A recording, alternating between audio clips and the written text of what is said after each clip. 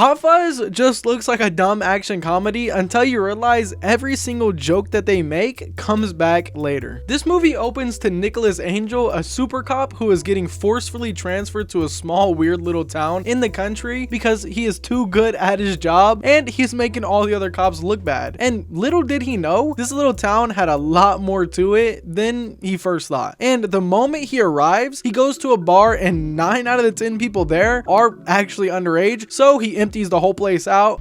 When's your birthday? 22nd of February. What year? Every year. Get out. And in his own words, he says, "You aren't even old enough to drink," which I agree with. And it doesn't even stop there, because it's like everywhere this guy looks, there's someone doing something that's against the law. And even the next day, he goes on to his morning run and the people he bumps into are just a little bit too nice, which was already really off-putting. And then he meets this guy named Mr. Skinner, and everyone keeps saying the same phrase like, "This is for the greater good," or "That is for the greater good." And trust me, this phrase is going to matter a lot later. And it just gets weirder. Like when he meets all the other cops, they're all just a bit too optimistic, and weirdly, they're all eating chocolate cake. Now, since it's your first day and it's 11:30, I'd say that's lunch. Which is weird because you'd think they'd be eating donuts because, you know, they're cops. Anyways, then he gets partnered up with Danny, who is actually the same guy he arrested last night, and he's just constantly annoyed by all of the questions and all of the dumb things he gets asked. And I've always loved a push and pull dynamic like the one in this movie. And they instantly start sending him on tons of like wild goose chases. Like literally, he gets sent to chase and escape Swan around the village. And this actually cracked me up. And in this moment between them where they bond just a little bit, Nicholas even tells Danny that the notebook, "This is the most important piece of equipment you will ever own.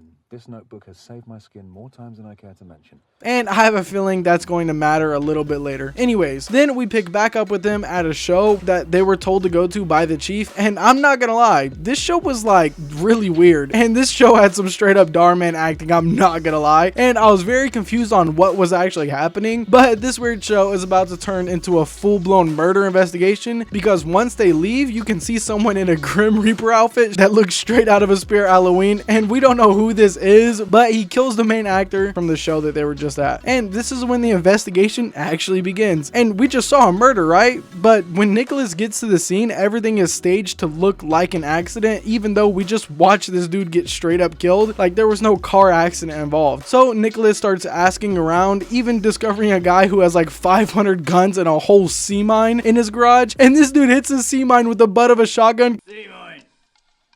Well, Mr. Webley, this is an extremely dangerous collection. It's a wonder nobody's been hurt before. Nah, you're a lot of junk. Causing everyone to take off running. And for a second there, you think it's over for everyone, but luckily enough for them, it was a dud and it doesn't explode, killing everyone. And what do you know, when Nicholas is investigating this murder, here comes Mr. Skinner cruising by, and I'm pretty sure he knows more than he's letting on, but we'll have to find out. Then we see that Spirit Halloween dude come back to claim another victim, and this guy makes all of his kills look like accidents. And I'm starting to think the lack of arrests and weird amount of murder accidents have something to do with this being the safest town in the area. And what do you know, Mr. Skinner comes driving by the crime scene again.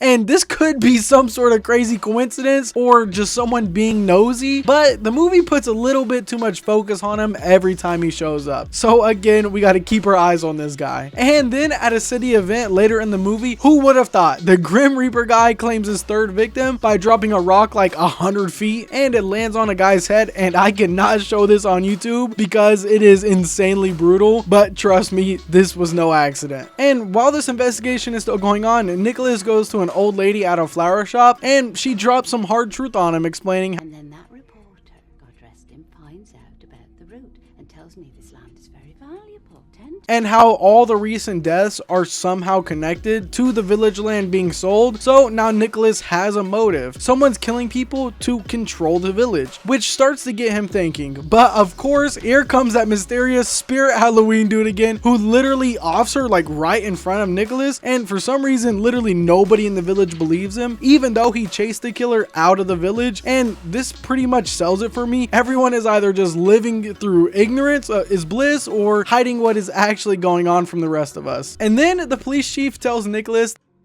hasn't been a recorded murder in Sandford for 20 years. But, sir, I'm certain. And this makes me think there's something going on even more. And I know it's a small village, but how has there been literally 0 recorded murders or like recorded crime in that amount of time? It just doesn't make sense to me. And despite this, Nicholas goes and arrests Mr. Skinner. Simon Skinner, I'm arresting you on suspicion of the murder of Leslie Tiller.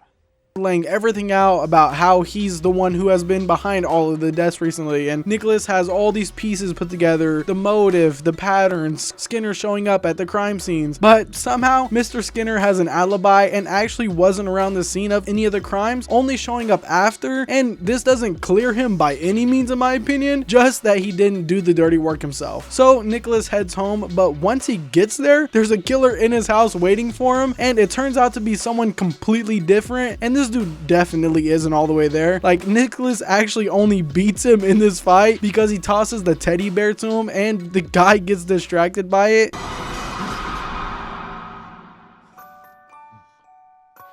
Giving Nicholas the upper hand, and once Nicholas knocks out this guy, he tells Danny to watch him while he takes off to the church to confront Skinner, now knowing he is 100% sure he's behind it. But once he gets there, you won't believe this. Literally every single person above the age of 50 in the village is in on it. Janet Barker has decided to call her boys Roger and it's like some sort of twisted senior bingo club. But once they realize Nicholas is there, he starts asking why they killed these people, and it turns out to be some of the dumbest reasons. Like, one person's house was too nice and one person wanted to just move away. Like, you cannot make this up. These people are insane. And don't forget, Danny is watching the guy at Nicholas's apartment, so when Nicholas asks about the chief, who is Danny's dad, and how he's going to arrest all of them, and this dude really steps out from around the corner. Hello, Nicholas. I was like you once.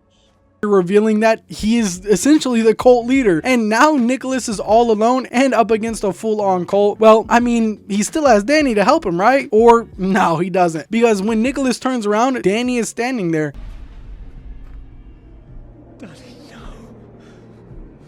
And he stabs him and dumps him in a car trunk because he was tasked with getting rid of Nicholas. And it turns out he stabbed him in the notebook that Danny actually gave Nicholas earlier on in the movie. And it kind of makes you think Danny kind of planned the whole thing because the notebook literally saved Nicholas's life. And he tells Nicholas to leave the village and basically don't come back. And 95% of you guys aren't subscribed already. So if you're enjoying this video so far, consider dropping a sub. But Nicholas returns to the village and instantly starts messing stuff up. Like, he flying kicks some granny. And that really cracked me up, I'm not gonna lie. And then this dude gears up with ARs, 2 full-on 12-gauge shotguns, and he takes the fight to the cult. And what follows is one of the most insane action sequences I've seen in any comedy movie. And I just loved it. And this dude Nicholas is moving through the town like he's a full-blown action hero, taking out cult members left and right until he finds Danny. And Nicholas tosses Danny a shotgun.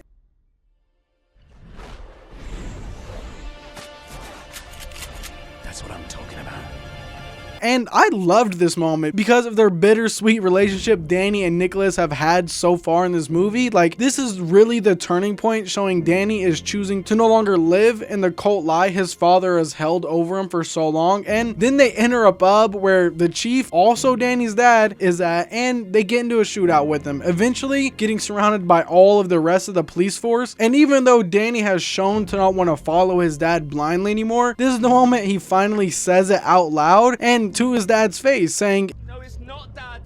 Silence, Danny! Think of your mother. Mom is dead, Dad."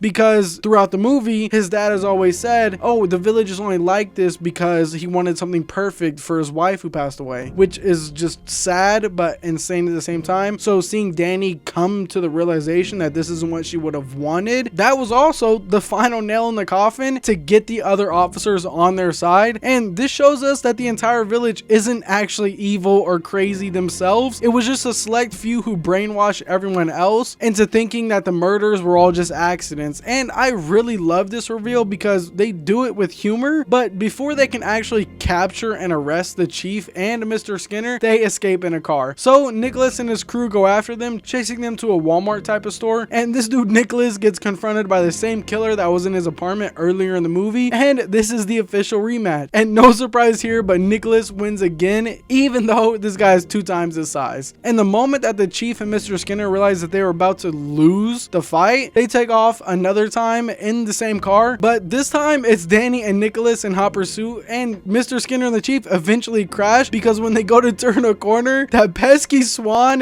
Nicholas was chasing earlier in the movie blocks the road.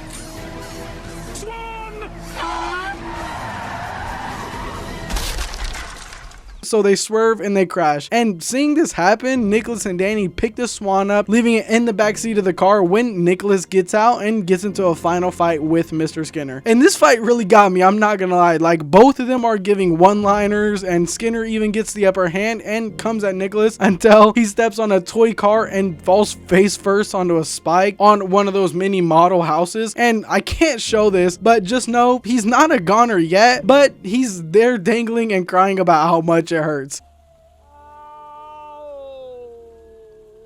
Then this dude Danny really goes to help his dad after everything that's happened, and this dude dad really takes him hostage.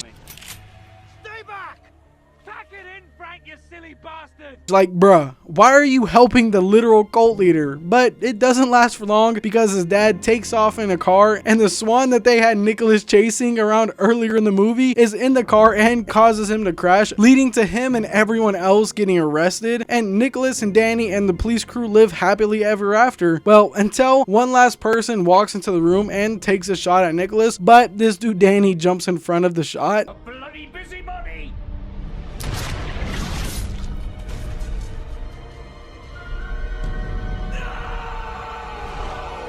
And they really make you think he's dead because they jump to 1 year later and have Nicholas visiting a grave. And I was like, no way, they really just let him die. But luckily he survived, and they are both together visiting Danny's mom's grave. But Danny jumping in front of that shot really gave their friendship and relationship a full circle moment. And I'll say this, Hot Fuzz is one of those movies that just sticks with you. Like, every time I go back to watch this movie, I remember exactly why I liked it so much the first time. Like, the comedy, the action, the payoffs, it all just works perfectly together, and there aren't many movies you can say that about. So if you haven't seen it, go fix that immediately, and if you have, go back and watch it again because I promise you'll catch something new. And I have a question for you guys. Did Hot Fuzz live up to the hype for you? Drop a comment and let me know down below. Thanks for watching, and as always, stay curious and keep the conversation going.